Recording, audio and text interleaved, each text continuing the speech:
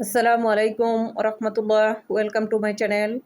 সম্মানিত মুসলিম ভাই বোনেরা, আজ আমি আপনাদের সামনে আলোচনা করব মৃত্যু শয্যায় যা করণীয়। মানুষ যখন মৃত্যুবরণ করে সে অবস্থায় কি করতে হবে সে সম্পর্কে আলোচনা করব। তবে মুসলিম ভাই বোনদের কাছে আমার একটি অনুরোধ, আপনারা যারা আমার চ্যানেলটি এখনও সাবস্ক্রাইব করেননি তারা চ্যানেলটি সাবস্ক্রাইব করে রাখবেন, যাতে পরবর্তী যে কোনো ভিডিও আপলোড হওয়ার সাথে সাথে আপনাদের চ্যানেলে পৌঁছে যায়।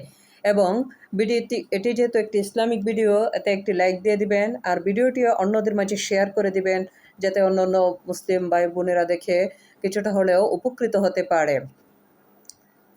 মোট কথায় আসি, মৃত্যু শয্যায় যা করণীয়, মানুষের মৃত্যুর পর সেই মুহূর্তে কী করতে হবে সে বিষয়ে আলোচনা করব।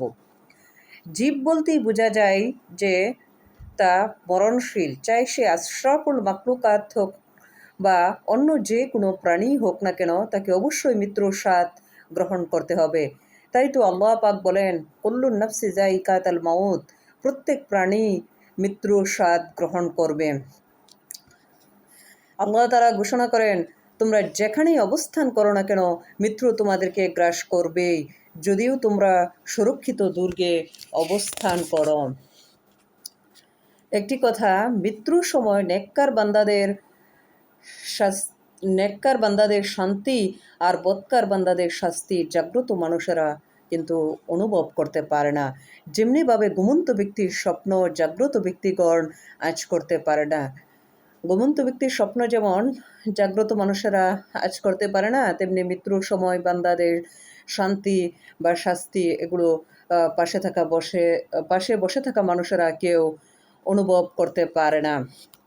মৃত্যু শয্যায় যা করণীয়, যদি কোনো ব্যক্তি মৃত্যুশয্যায় শায়িত হয় তখন তার কাছের ব্যক্তিদের উচিত তার পাশে বসে সূরা ইয়াসিন তেলাওয়াত করা এবং উচ্চস্বরে কালিমা পড়া, যাতে করে সে তা শুনে নিজে নিজে কালিমা পড়ে নেয়।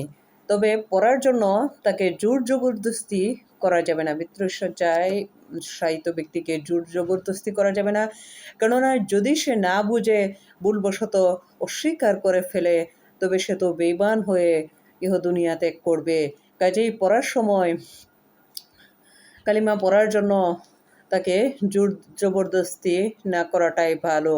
তার পাশে বসে উচ্চস্বরে কালিমা পাঠ করে সে শুনে তা বুঝে বুঝে যদি পড়তে পারে তাহলে তার জন্য ভালো। আর সূরা ইয়াসিন তেলাওয়াত করা উত্তম। শয্যাগ্রস্ত ব্যক্তির পাশে বসে সূরা ইয়াসিন তেলাওয়াত করা উত্তম, কারণ সূরা ইয়াসিন তেলাওয়াত করলে যদি তার কোনো শাস্তি হতে থাকে তবে ইহাতে সূরা ইয়াসিন তেলাওয়াতের কারণে শাস্তি কিছুটা হলেও কমে যেতে পারে বা শাস্তি কিছুটা হ্রাস হতে পারে। প্রাণ বের হয়ে গেলে সর্বপ্রথম, যদি মৃত ব্যক্তির প্রাণ বের হয়ে যায় বা মারা যায় তখন সর্বপ্রথম তার চোখগুলি বন্ধ করে দিতে হবে, চোখ দুটো বন্ধ করে দিতে হবে। মুখ যেন হা করে না থাকে সেই জন্য মাথা হতে চিবুকের সাথে একটি কাপড় পেঁচিয়ে বেঁধে দিতে হবে, যাতে মুখ হা করে না থাকে।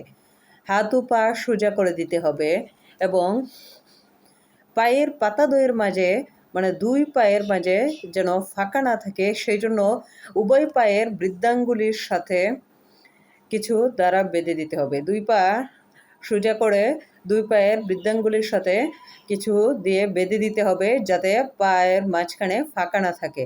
সমস্ত শরীর একটি চাদর দিয়ে ঢেকে দিতে হবে। মৃত্যুশয্যায় মানুষ মারা গেলে সর্বপ্রথম আমাদের এই কাজগুলো করতে হবে। এটা আমাদের প্রত্যেক মুসলমানের জানা দরকার। আপনারা এই ভিডিওটা অন্যদের মাঝে শেয়ার করে দিবেন, যাতে সবাই দেখে কিছুটা হলেও উপকৃত হতে পারে। আর যারা জানেন তাদের জন্য তো অবশ্যই ভালো। আমাদের দেশে ইনশাল্লাহ অনেক বড় বড় আলেম উলামাগণ আছেন, যাদের দ্বারা আমাদের সবাই এখনও অনেক কিছু জানে। আর যারা জানেন না তাদের জন্য আমার এই ভিডিওটা কিছুটা হলেও উপকার হতে পারে ইনশাল্লাহ। আসসালামু আলাইকুম ওয়া রাহমাতুল্লাহ।